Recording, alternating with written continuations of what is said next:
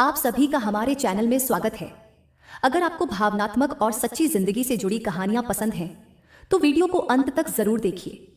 Video शुरू करने से पहले चैनल को सब्सक्राइब करें और बेल आइकन दबाना न भूलें, ताकि हमारी कोई भी नई कहानी आपसे छूट न जाए। मेरा नाम किरण देवी है। मेरी उम्र 45 वर्ष है और मैं पिछले 18 सालों से विधवा हूँ। मेरे पति का देहांत तब हुआ था जब हमारी शादी को बस 2 साल ही हुए थे। उस समय मैं गर्भवती थी और कुछ महीनों बाद मेरे बेटे आदित्य का जन्म हुआ। उसी दिन से मेरी पूरी दुनिया सिर्फ मेरा बेटा बन गया। मैंने कभी दूसरी शादी के बारे में नहीं सोचा। समाज क्या कहेगा, बेटा क्या सोचेगा, इन सबसे ज्यादा मुझे यह लगता था कि मेरा बेटा किसी भी तरह की कमी महसूस न करे।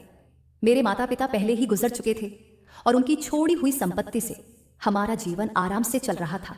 मैंने आदित्य को अच्छे स्कूल में पढ़ाया, उसे घुमाया फिराया और हर फैसले में उसकी खुशी को सबसे ऊपर रखा। समय कैसे निकल गया पता ही नहीं चला। आदित्य अब 19 साल का हो गया था। पढ़ाई के साथ साथ उसके अपने दोस्त अपनी दुनिया बन गई थी। वह अक्सर अपने दोस्तों के साथ बाहर रहने लगा और मैं पहली बार सच में अकेलापन महसूस करने लगी। बड़ा सा घर, ढेर सारी सुविधाएं, लेकिन बात करने वाला कोई नहीं। इसी दौरान आदित्य का एक करीबी दोस्त समीर अक्सर हमारे घर आने लगा। समीर की माँ माया भी विधवा थी और उनका जीवन भी काफी हद तक मेरे जैसा ही था। धीरे धीरे हमारी दोस्ती हो गई। हम एक दूसरे के घर आने जाने लगे, त्योहार साथ मनाने लगे। हमें लगा जैसे बरसों बाद कोई ऐसा मिला हो जो बिना समझाए ही सब समझ ले। चारों के बीच एक पारिवारिक सा रिश्ता बन गया। लेकिन इसी नजदीकी के साथ कुछ भावनात्मक उलझनें भी पैदा होने लगी। आदित्य को यह डर सताने लगा कि कहीं मैं अकेलेपन के कारण कोई ऐसा फैसला ना कर लूं जो उसे असहज कर दे। वहीं मुझे यह महसूस होने लगा कि एक मां होने के साथ साथ मैं भी एक इंसान हूं जिसकी अपनी भावनाएं हैं। एक दिन आदित्य ने मुझसे खुलकर बात की। उसने कहा कि उसे मेरा अकेलापन दिखता है, लेकिन वह बदलाव से डरता है। मैंने भी उससे सच कहा कि मैंने अपना पूरा जीवन उसके लिए दिया है, लेकिन अब मुझे खुद को भी समझने की जरूरत है। ये बातचीत आसान नहीं थी, लेकिन पहली बार हमने एक दूसरे को बिना गुस्से, बिना रोके सुना। समीर और माया भी अपनी जिंदगी में ऐसे ही सवालों से जूझ रहे थे। चारों ने मिलकर तय किया कि किसी भी रिश्ते में जल्दबाजी नहीं करेंगे। पहले खुद को, अपनी भावनाओं को और समाज की सच्चाई को समझेंगे। हम सबने यह माना कि सम्मान, स्पष्टता और सीमाएं किसी भी रिश्ते की सबसे बड़ी नींव होती हैं। आज भी हमारी जिंदगी पूरी तरह सुलझी हुई नहीं है।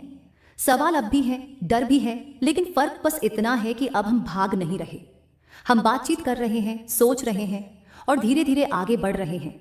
कभी कभी जिंदगी जवाब नहीं देती, सिर्फ रास्ते दिखाती है, और उन रास्तों पर चलना या न चलना, ये फैसला हमें खुद ही करना होता है। समय धीरे धीरे आगे बढ़ता गया। घर में पहले जैसी चुप्पी अब उतनी भारी नहीं लगती थी, क्योंकि अब हम सब एक दूसरे से खुलकर बात करने लगे थे। आदित्य पहले से ज्यादा समझदार हो गया था। उसे एहसास होने लगा था कि जिंदगी सिर्फ एक ही भूमिका में बंधकर नहीं जी जाती। माया भी अक्सर मुझसे कहती थी कि समाज हमें सिर्फ नाम और रिश्तों में बांध देता है, लेकिन इंसान की भावनाएं उम्र या हालात देखकर नहीं चलती। उनकी बातें सुनकर मुझे सुकून मिलता था, क्योंकि पहली बार मुझे कोई ऐसा मिला था जो मुझे सिर्फ किसी की माँ या किसी की विधवा नहीं, बल्कि एक इंसान के रूप में देखता था। समीर और आदित्य दोनों अपनी अपनी पढ़ाई और करियर को लेकर गंभीर हो गए। वे पहले से ज्यादा जिम्मेदार दिखने लगे थे। शायद घर का माहौल और आपसी बातचीत ने उन्हें भीतर से मजबूत बना दिया था। अब वे फैसले लेने से पहले सोचते थे, और यही बात मुझे सबसे ज्यादा संतोष देती थी। एक दिन आदित्य ने मुझसे कहा कि उसे अब डर नहीं लगता। उसने कहा कि अगर मैं अपनी जिंदगी में आगे बढ़ना चाहूं तो उसे आपत्ति नहीं होगी, बस सब कुछ सच्चाई और सम्मान के साथ हो। उस दिन मुझे लगा कि मेरी परवरिश सफल रही। मैंने उसे सिर्फ पढ़ाया नहीं, बल्कि इंसान बनना भी सिखाया। मैंने भी खुद से एक वादा किया कि कोई भी फैसला जल्दबाजी में नहीं लूंगी। मैं अपनी भावनाओं को समझूंगी, लेकिन उन्हें अपने रिश्तों पर हावी नहीं होने दूंगी। माया भी इसी सोच के साथ आगे बढ़ना चाहती थी। हम चारों ने यह तय किया कि जिंदगी को हल्के में नहीं, लेकिन डर के साथ भी नहीं जिया जाएगा।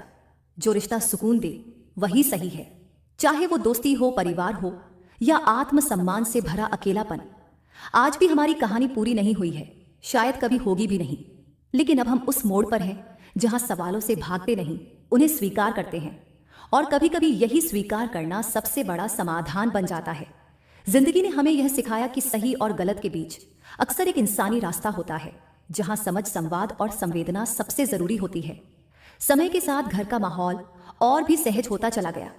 अब बातों में झिझक नहीं थी, बल्कि समझ और धैर्य था। सूरज अब पहले जैसा चिड़चिड़ा नहीं रहता था। वह मेरी खामोशी को भी समझने लगा था और मेरे चेहरे पर लौटती मुस्कान को भी। मैंने भी खुद को फिर से पहचानना शुरू किया। इतने सालों बाद मैंने महसूस किया कि त्याग करना गलत नहीं था, लेकिन खुद को पूरी तरह भूल जाना भी सही नहीं था। विमला के साथ मेरी दोस्ती अब एक सहारे जैसी बन गई थी। हम दोनों एक दूसरे को बिना जज किए सुनते थे और शायद यही वजह थी कि मन हल्का रहने लगा था। धीरे धीरे सूरज और अर्जुन अपनी पढ़ाई और भविष्य की योजनाओं में व्यस्त हो गए। वे अपने पैरों पर खड़े होने के सपने देखने लगे थे।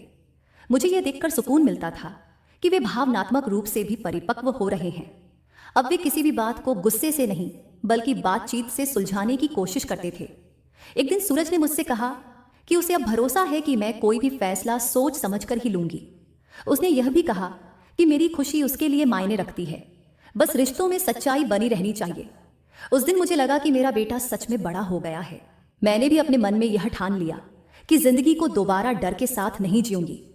जो भी रास्ता चुनूंगी उसमें आत्मसम्मान, स्पष्टता और शांति जरूर होगी। विमला भी यही मानती थी कि जीवन का दूसरा पड़ाव खुद को समझने का मौका होता है, न कि खुद को साबित करने का। आज मेरी जिंदगी पूरी तरह बदली हुई नहीं है, लेकिन संतुलित जरूर है। अब अकेलापन उतना डरावना नहीं लगता, क्योंकि मुझे खुद का साथ मिलना शुरू हो गया है। भविष्य अभी भी अनजाना है, लेकिन अब मैं उससे डरती नहीं हूं। कुछ कहानियां किसी बड़े मोड़ पर खत्म नहीं होती, वे बस यहीं रुकती हैं, जहां इंसान टूटने के बाद संभलना सीख जाता है, और यही सीख सबसे बड़ी जीत बन जाती है। जिंदगी अब एक नई लय में चलने लगी थी। हर दिन पहले जैसा नहीं होता था, लेकिन अब हर दिन बोझिल भी नहीं लगता था। मैं सुबह उठकर अपने कामों में व्यस्त हो जाती, कभी बगीचे में समय बिताती, कभी किताबों के साथ। धीरे धीरे मैंने अपने लिए भी समय निकालना सीख लिया था। सूरज अब पहले से ज्यादा जिम्मेदार हो गया था। वह मुझसे अपनी परेशानियां साझा करता, अपने सपनों की बातें करता। हमारे बीच अब डर या संकोच नहीं था, बल्कि एक गहरा भरोसा था। मुझे लगता था कि शायद यही वह रिश्ता है जहां माँ और बेटा दोनों एक दूसरे को बराबरी से समझने लगते हैं। विमला के साथ मेरी दोस्ती भी और गहरी हो गई थी। हम दोनों अक्सर इस बात पर हंसते कि जिंदगी ने हमें कितनी अलग राहों से चलाकर एक ही मोड़ पर ला खड़ा किया। कभी कभी हम पुरानी यादें साझा करते, कभी भविष्य की संभावनाओं पर चुपचाप सोचते। उन पलों में कोई जल्दबाजी नहीं होती थी, बस एक सुकून होता था।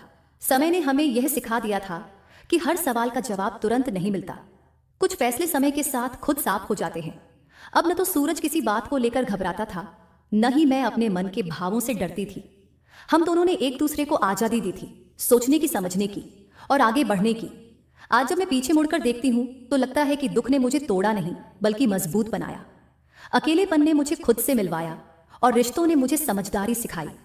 जिंदगी शायद वैसी नहीं बनी जैसी मैंने कभी सोची थी, लेकिन अब वह सच्ची लगती है। कभी कभी सबसे बड़ी खुशी किसी नतीजे में नहीं, बल्कि इस एहसास में होती है कि अब हम अपने मन की सुन सकते हैं।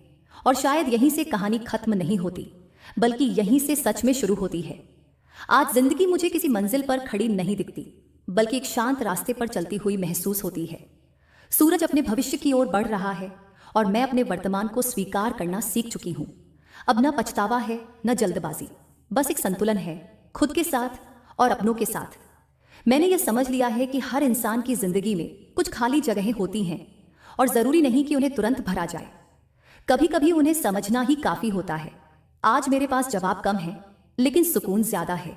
शायद यही जिंदगी की सबसे बड़ी जीत होती है, जब इंसान हालात से नहीं लड़ता, बल्कि उन्हें समझकर आगे बढ़ता है। और इसी समझ के साथ मेरी कहानी यहीं समाप्त होती है। दोस्तों, आपको यह कहानी कैसी लगी हमें कमेंट में जरूर बताइए। अगर कहानी ने आपको कहीं ना कहीं छुआ हो तो वीडियो को